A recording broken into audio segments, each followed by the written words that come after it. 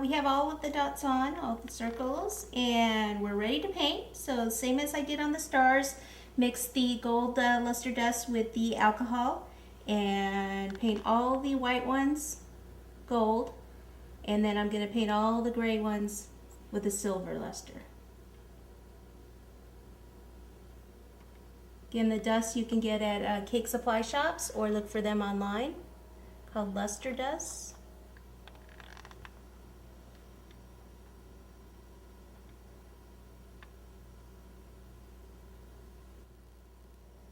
And right there, I actually got a little bit of the gold on the white. So what I need to do is just take the regular paintbrush and a tiny bit of water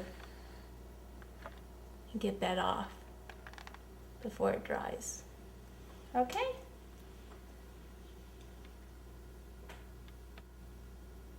Sometimes it has to do with having the right brush. You know, I like these flat brushes.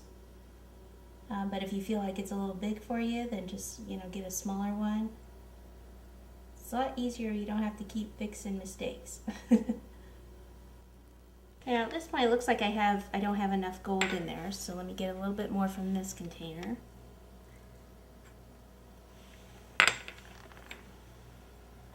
And you can tell because see how more solid that one is, and then this one looks, you can still see a lot of the white through it. That means I didn't have enough of the gold powder versus the alcohol. So what you have to do on that one is I'm going to have to go all the way around, let that dry a little bit, and then paint it. If I keep trying to paint it now, I'm just going to brush all the rest of the gold off. It has to dry before you can put a second coat on.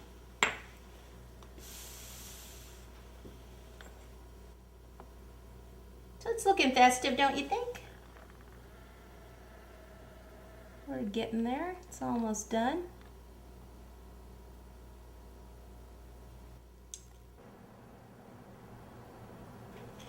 See, the reason why I did started with the gray fondant for the silver is silver doesn't show up as well when you paint on white fondant, but once you put the gray background, it saves you a lot of painting time. So you would have to put like 2 or 3 coats of the silver on white fondant, whereas you could just put 1 coat on the gray fondant.